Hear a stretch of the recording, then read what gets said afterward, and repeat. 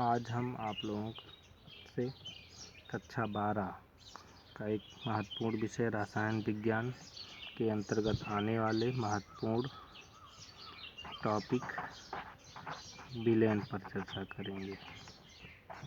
विलयन को सॉल्यूशन भी कहते हैं। सबसे पहले हम जानते हैं कि विलयन किसे कहा जाता है। हम परिभाषा बोलेंगे, आप परिभाषा लिख भी सकते हैं। विलयन किसे कहते हैं? दो या दो से अधिक पदार्थों के समांगी मिश्रण को विलयन कहा जाता है। जैसा आपको हमने बताया, दो या दो से अधिक पदार्थों के समांगी मिश्रण को विलयन कहते हैं। बात आती है समांगी मिश्रण की, तो मिश्रण मुख्यतः दो प्रकार का होता है। मिश्रण मुख्यतः दो प्रकार का होता है। एक होता है समांगी मिश्रण, दूसरा होता है विषमांगी मिश्रण।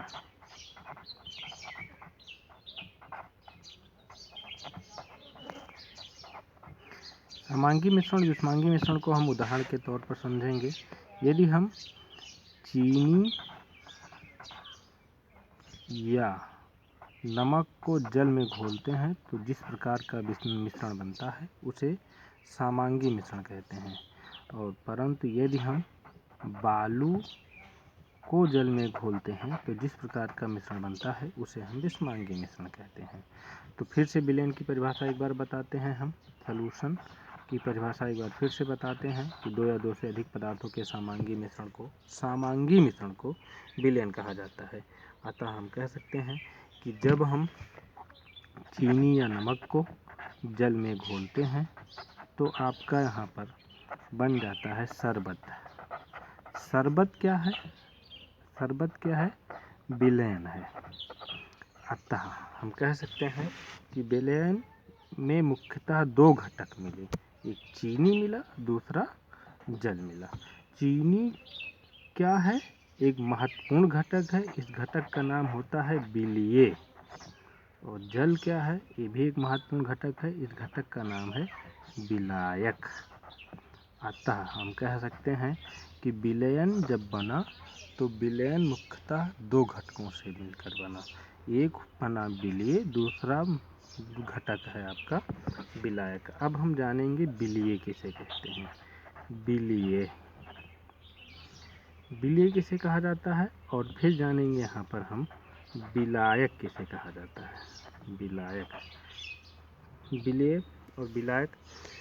देखिए, विलयन के जिस घटक की मूल भौतिक अवस्था विलयन जैसी ही होती है उसे विलायक कहते हैं। फिर से समझते हैं, विलायक के बारे में बता रहे हैं हम। विलयन के जिस घटक की मूल भौतिक अवस्था विलयन जैसी ही होती है उसे विलायक कहते हैं। और दूसरे घटक को, अर्थात जो विलीन हुआ पदार्थ होता है, उसे हम विलीय कहते हैं।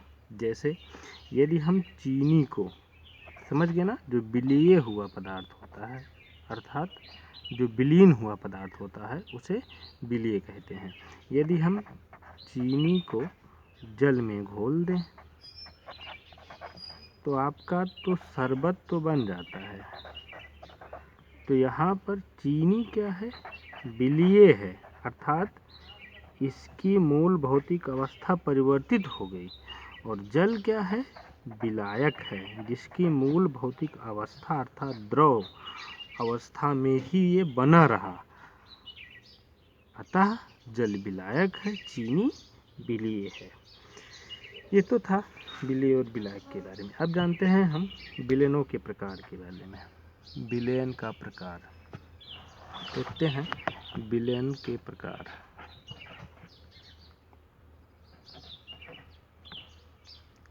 विलयनों के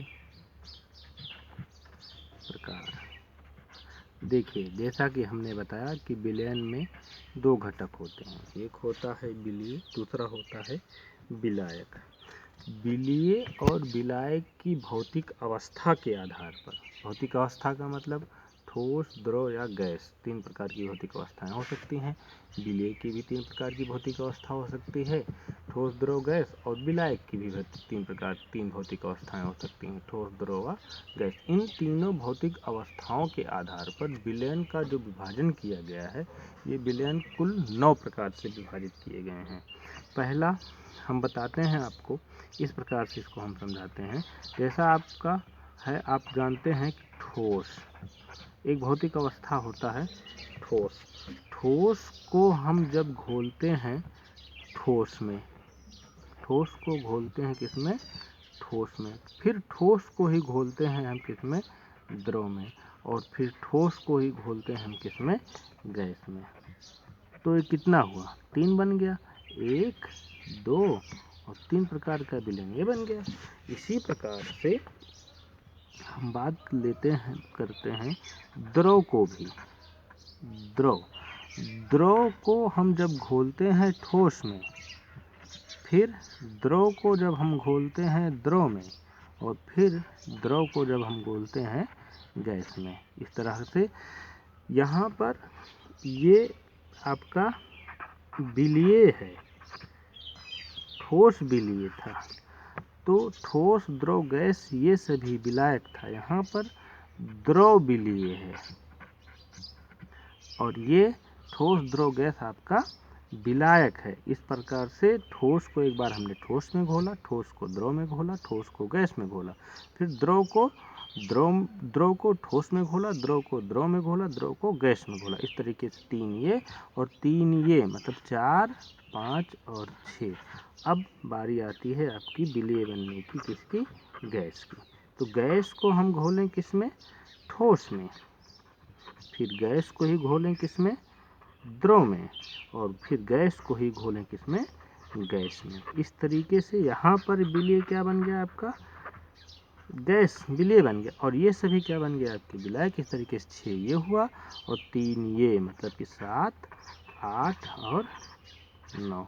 इस तरह से हम देखेंगे कि विलयन कुल कितने प्रकार का हुआ? आपका 9 प्रकार का होता है। अब एक रसायन विज्ञान में बहुत जनरली आप लोगों ने सुना होगा, कहते हैं तनु विलयन। तनु विलयन, इसको सामान्य रूप से लोग बोलते हैं dilute solution. Dilute solution, dilute solution क्या है? तनु विलयन क्या है? जिस विलयन में विलेय की सांद्रता कम होती है, जिस विलयन में विलेय की सांद्रता कम होती है, उसे हम तनु विलयन अर्थात डाइल्यूट सॉल्यूशन कहते हैं। अब बात करते हैं कि यहाँ पर एक महत्वपूर्ण शब्द पर जोर दिया जा रहा है, सांद्रता अर्थात कंसंट्रेशन। सांद्रता क्या है? सांद्रता किसे कहते हैं? जानते हैं, विलयन में उपस्थित विलेय के इकाई आयतन, अर्थात कह सकते हैं विलयन के इकाई आयतन में विलीन विलेय की मात्रा, विलयन के इकाई आयतन में उपस्थित विलेय की मात्रा सांद्रता कहलाती है।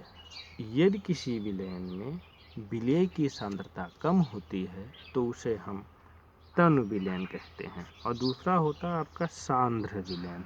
दूसरा कौन सा होता है आपका? सांद्र विलयन। सांद्र विलयन, सांद्र विलयन किसे कहते हैं? विलयन, हाँ हम बात कर रहे थे सांद्र विलयन की। तो सांद्र विलयन किसे कहते हैं? विलयन में विलेय की सांद्रता अधिक होने पर, विलयन में विलेय की सांद्रता अधिक होने पर जो विलयन बनता है उसे हम सांद्र विलयन कहते हैं। इसको बोला जाता है कंसंट्रेशन सॉल्यूशन।